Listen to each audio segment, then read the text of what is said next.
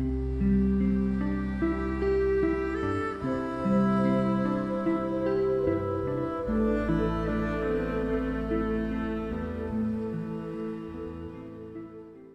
right, part two.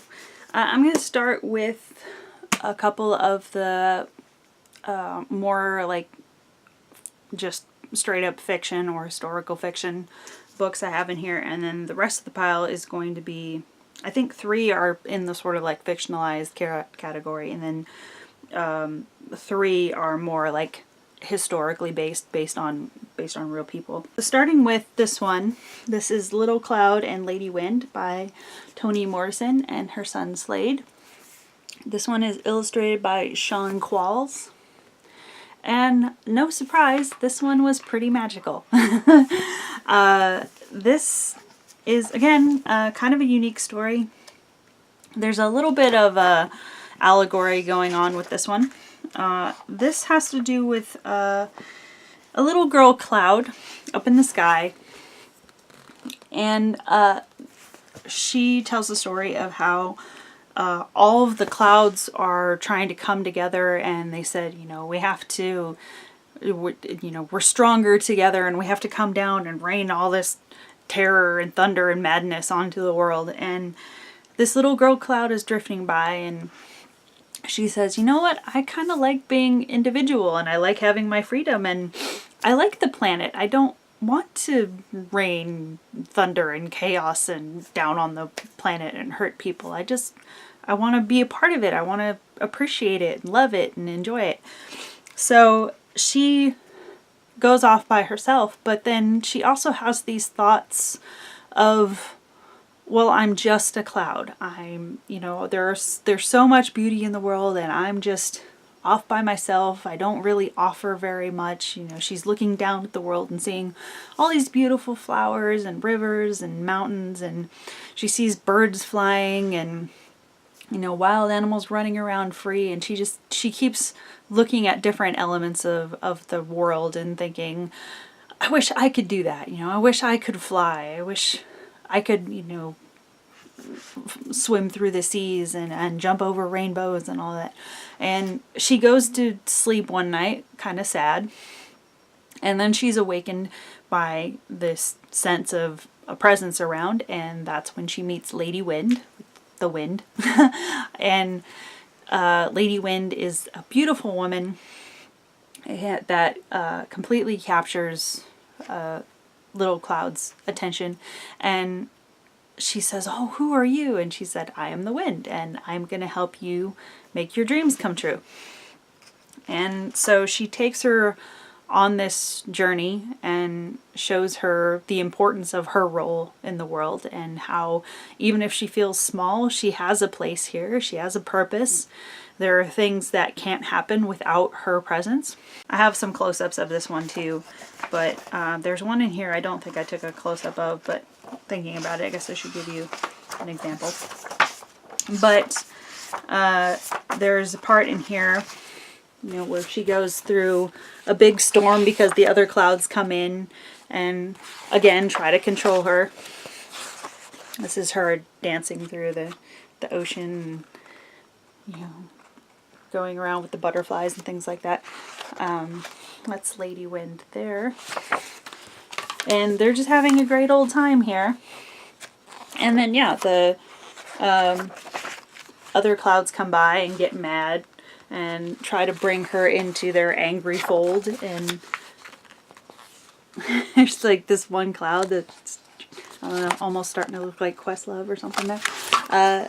They bring all the terror and everything. And again, Little Cloud starts to feel very insignificant and small and defenseless and all of these things. And Lady Wind picks her up again and shows her here. She shows her, she's like, oh, what are these pretty things on my dress? And she said, those are dewdrops. And she just begins to show her the beauty in herself and how she doesn't have to conform, and she's great the way she is. So yeah, like I said, magical story.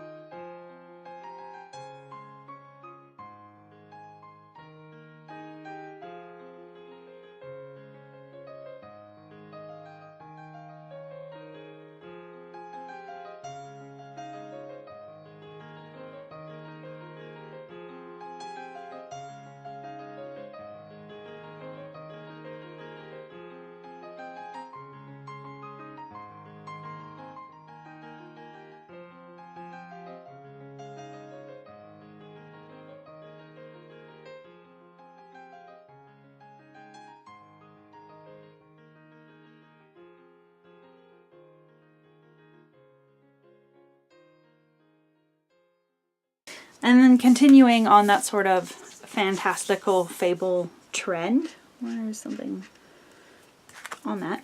I have Irene's Wish by Jardine Nolan, illustrated by A.G. Ford. Again, this one was a unique one type of story I hadn't come across before. And again, this one especially had really amazing illustrations. But basically, it's the story of this little girl whose father is I guess he's a farmer. I don't know if it's really pointed out in the story. It just says he works with plants. He has a skill with plants. And at one point they show a house in the book that looks like a farmhouse to me. So I'm guessing he is some sort of farmer. But he works a lot of hours with these plants, and he doesn't have as much time as she would like with the family. But when she does have time with him, he has all these magical stories and bits of wisdom that she really leans on. And at one point he says something about, you know, seeds carry all sorts of magic and anything is possible. And so she makes a wish to have her father around more. And then one day her friends and her are out spitting apple seeds, and then she comes and brings a glass of iced tea to her dad, who's working out in the field, and she doesn't realize that there's an apple seed in his drink, and he ends up swallowing the seed and then very quickly becoming a tree. At first she's kind of appreciating it, because if you're a tree you can't go anywhere, so she has all kinds of time with her dad. But then she starts to realize, yeah, but as a tree, you know, dad can't cuddle me, dad can't tuck me in at night, mom's lonely because she has to go to bed alone, and if she wants to hang out with dad she has to go out in the yard, and then bad weather comes and she's got to worry about dad out in the yard as a tree going through all this horrible weather. And over time Irene starts to realize she needs to take the wish back if she wants to have her family back again. And that's basically the premise of the story, is her figuring out how she gets her dad back. It had that sort of fable quality to it that I really loved. And this book especially, the illustrations in this book are just stunning.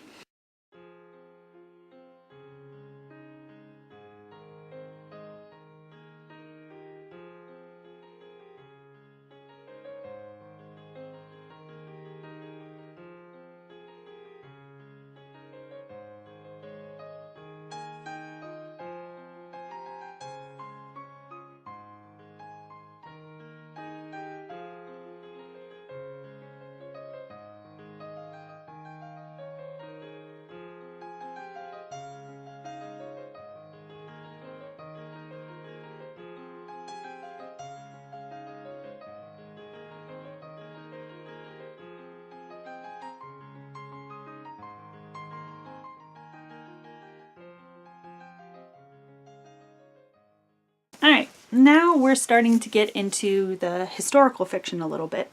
This one, not specifically about a person in history necessarily, but it's a time period in history. So this one is Uncle Jed's Barbershop by Marguerite King Mitchell. This was illustrated by James Ransom. This one won the Coretta Scott King Award, as you see right there on the cover. And this one's just a simple little story about a girl who, what was her name? Sarah Jean, whose favorite relative in the family is Uncle Jed, or Jedediah Johnson, who she says he is her granddad's brother. I'm always confused about the grandparent relatives. Would that make her his grandniece or great-grandniece? I was trying to think, because I grew up around my grandpa's brother Bobby, and everybody in the family knew him as Great Uncle Bobby, but I guess he was technically my mom's uncle. So I don't know, it gets a little confusing for me how those names work out, but I think she's like the grandniece or the great-grandniece of Uncle Jed. And Jed has this dream of opening his own barbershop one day. He basically serves as the barber in this community, the only barber around, and he just, takes his horse and rides around and goes to people's houses whenever he hears word that they need a haircut. And he just sort of takes his supplies with him. But it's his ultimate dream to have his own shop with, the nice sinks and the shiny chairs and a set building somewhere. But Sarah's family grows up in the sharecropper era of the South, and nobody really thinks that Jed's ever really going to pull it off. They're just kind of like, yeah, it's nice to have dreams. But everybody's just thinking, you just work to survive, and that's how you live, and that's life. But he never lets go of it. And he puts money aside all these years until one year when Sarah is still little. Am I saying her name right? Yes, Sarah. Until one year when Sarah is still little, she comes down with some sickness. And there's the barking. Okay, so she comes down with some sickness. I don't think it's said in the book what it is. It's just she goes to bed one night and the next day she's sweating through all her clothes and bed sheets and everything, and her parents freak out and they take her to the hospital. And they explained that at the time it's still segregated, so there's a white waiting room and a black waiting room. And Sarah explains that her family, even though she said, I'm laying in my mom's arms almost in a coma, but she still has to wait for all of the white patients to be served or seen to before any of the black patients can be addressed. And when her parents are finally seen by the doctor, and they explain what's going on, the doctor looks her over and says, yep, she's bad sick. She's definitely going to need an operation. That's going to be $300. We're not going to do anything until you pay us all up front, all the money up front. So her parents are, like I said, living in the poor South. They don't have that kind of money. So they go back to their community, not sure of what they're going to do. Sarah's dad goes to Uncle Jed and explains what's going on, and Uncle Jed basically says, well, don't worry about the money because I can't sit by and let anything happen to her. So all the money he'd been saving up for the barbershop, or at least a portion of it, he pays to have her have the operation that ends up saving her life. And he basically has to start over with his savings. But he does. He ends up building up the money again until the Great Depression rolls around, the banks fail, and he loses all the money all over again. And so the story talks about how he goes through all of these up and downs over the years, and he's essentially an old man by the time the barbershop actually happens. It does happen for him, but there's almost a tinge of sadness to it. I mean, even though Uncle Jed is really happy about it because his dream has been accomplished, for the reader, you almost feel bad for him because all of those years he could have been enjoying it, but he, being the self-sacrificial person he is, he kept giving the money to help family when they were in need, which is admirable, but also you can't help but feel bad for him because it's like the one thing the man wanted and he almost has to wait till the end of his life to ever enjoy it. So it's just, so it's just a quick little story, but it's a pretty moving one. There's also a story in the back of this book where the illustrator James Ranson said he had a personal attachment to this story because he said in his own family something similar happened. His dad wanted a barbershop and didn't get to see it till the end of his life. And Ransom says in his own words that he feels kind of bad because he knows that a lot of the reason, or at least part of the reason, the barbershop was held off for his dad is because his dad was paying off his college tuition, Ransom's college tuition. So, little personal note there.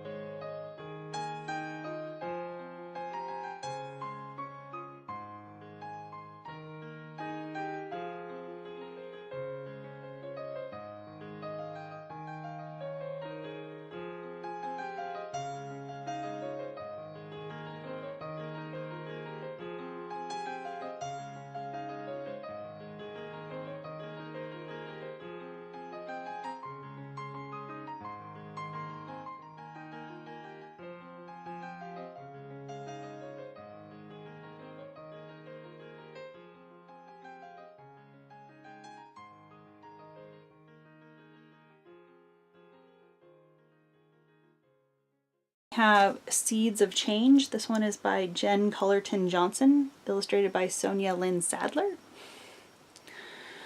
And this one, the rest of these have to do with actual moments in history. And this one is illustrated look at the life of Wangari, what's her last name? Wangari Maathai, who grew up in Kenya, and in her family they were taught a great appreciation for respecting the environment, loving plants and animals, just a real appreciation for nature. And she grows up deciding she wants to study science when she gets older.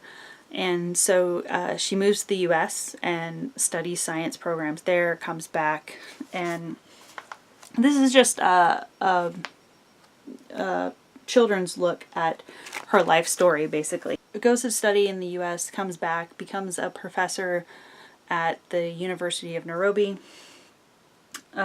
She speaks on women's rights, and she gives speeches about environmental importance and you know, being good caretakers of the earth and those kind of things. And she becomes very beloved by people in her community who nickname her Mama, was it Mama Midi, Mother of Trees? So much so that she is voted into Parliament as a Minister of the Environment for Nairobi. I think it was Nairobi. Also goes on to found the Green Belt movement, which is still in existence today, where people are encouraged to plant trees, edible vegetables, all that kind of thing. Edible vegetables, edible plants and vegetables, all of that. She started that in 1977, and then I think it's in 2004. Yeah, 2004, at the age of 64, she ends up winning the Nobel Peace Prize. She was the first African woman and the first environmentalist in history to be awarded that prize. There's also, it gets into one story in her life in here a little bit about how when she came back to Nairobi to really get involved with the Green Belt movement, there was some opposition with people, business owners involved in coffee and timber companies, who didn't really like what she was doing, because when she's promoting planting trees and reforestation, that goes directly against their business practices. They need clear cut in order to make money. So there's a little bit of a story in here about how some of the business owners got together and hired some dirty cops to have her arrested for a time, but she ends up getting out and going on to accomplish all of these things. And Jen Cullerton Johnson herself is an environmentalist, so there is that connection as well.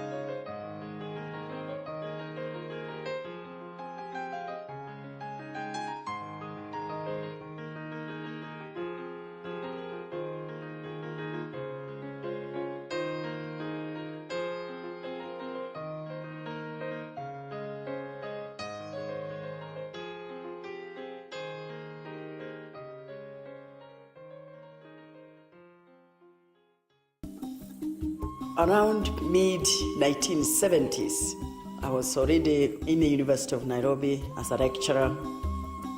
I was doing research in the field, and I observed a lot of deforestation and soil loss. I was hearing many rural women complain about the fact that they did not have firewood,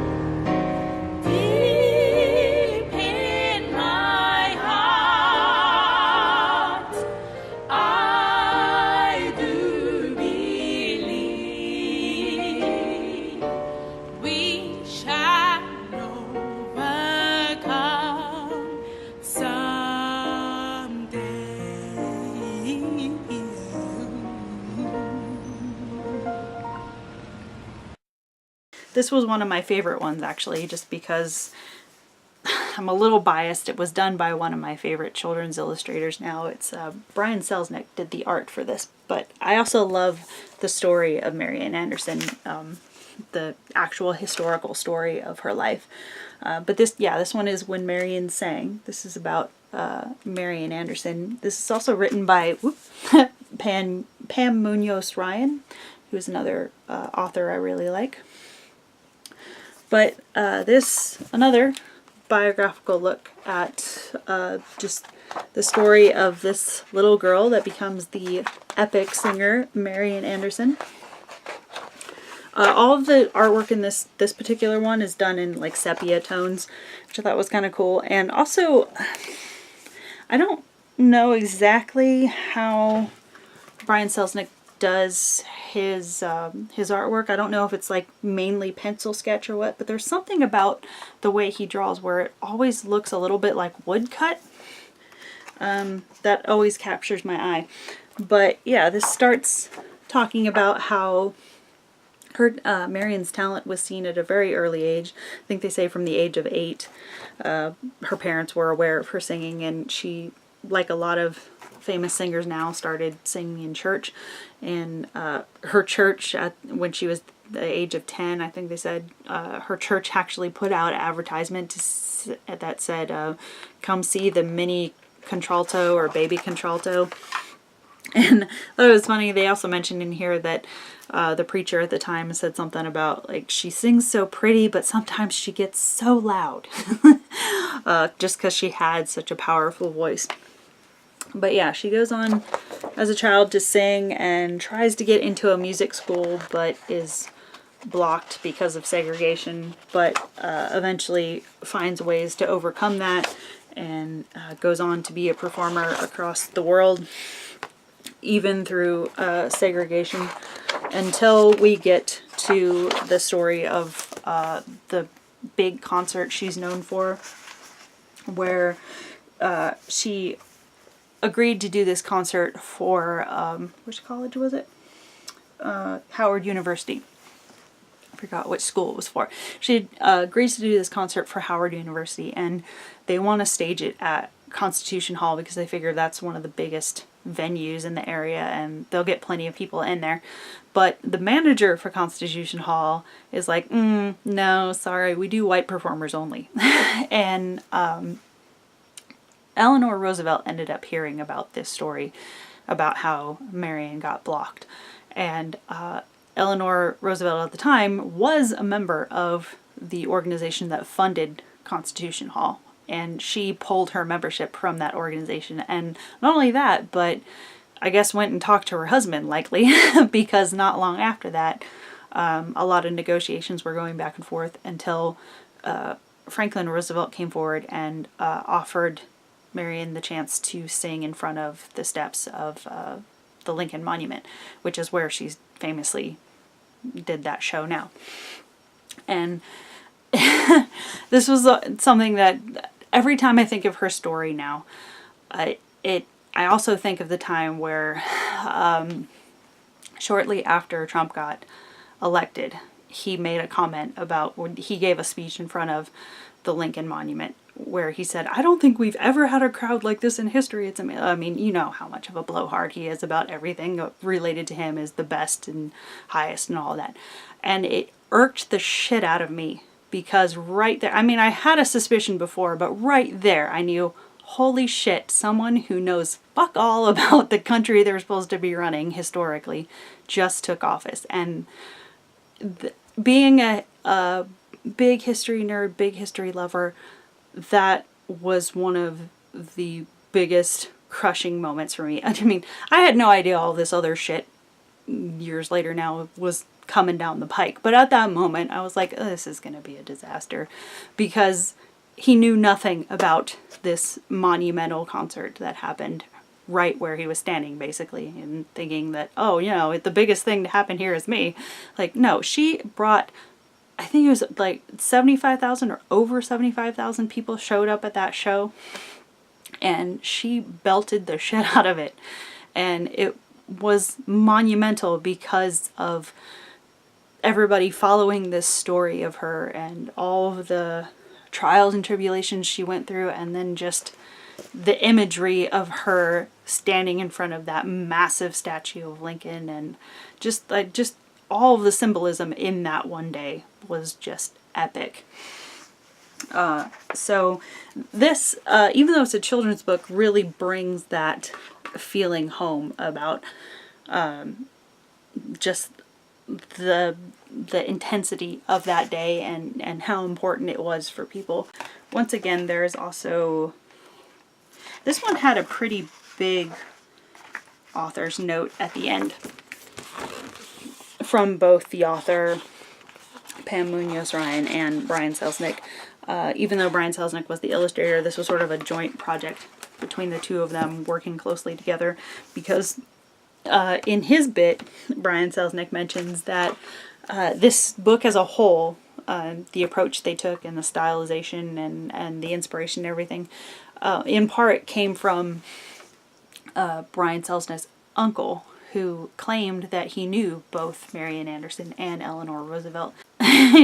Brian Selznick tells this story about how his uncle mentioned that he met both of them in his college years, and so they were inspired by his story of these two women, and they put this book together from a lot of what this guy was saying as sort of a personal account on top of, you know, the actual historical information we have. And then Brian's uncle passed away before the book hit shelves, so he never really saw it. But then the last minute, Brian Selznick was doing some fact checking for the book and found out within his own family that his uncle was actually only about 12. So there's no way he could have been a college student. Because I guess, you know, I know some of you might be arguing, well, he could have been one of those genius ones, but Brian Selznick gives the impression that, yeah, there's no way he could have had as much interaction with them, or maybe he remembered it differently or was off about the years. Not saying that it couldn't have happened at all, but it turns out just within the own family's history, the timing chronologically was a little bit off from what the uncle was saying. But either way, Brian argues that we still got this amazing book out of it. Her history is still out there for young readers.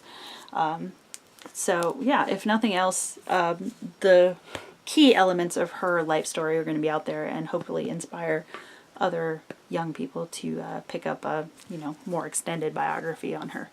So yeah, and just a really pretty book overall.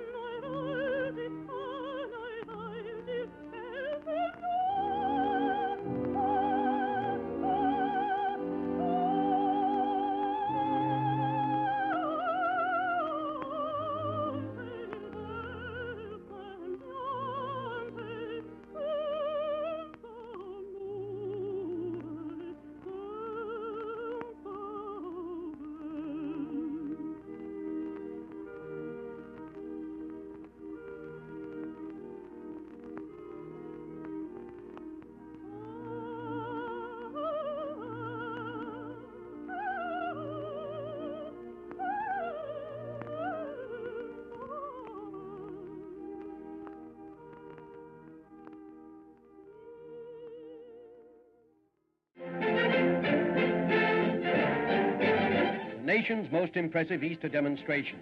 75,000 massed before Lincoln Memorial to hear Marian Anderson, colored contralto, make her capital debut at the great Emancipator Shrine. Refusal of the DAR to let her use their hall fanned a countrywide controversy, with this great gathering as the climax. The singer was invited by Secretary of the Interior, Ickes, who attends with Secretary of the Treasury, Morgenthau.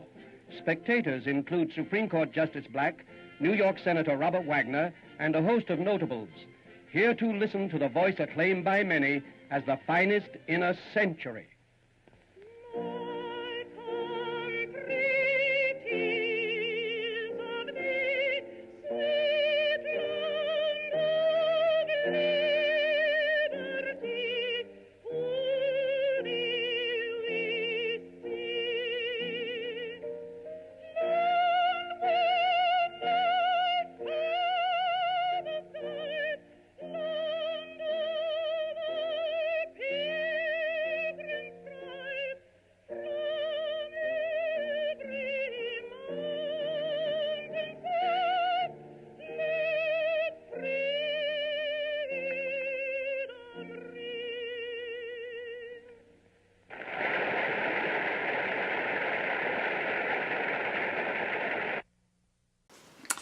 So yeah, that's what I have for this one. Like I said, where appropriate or where I can find clips, I will try to insert them so you can see these people in action or actual historical photographs of them.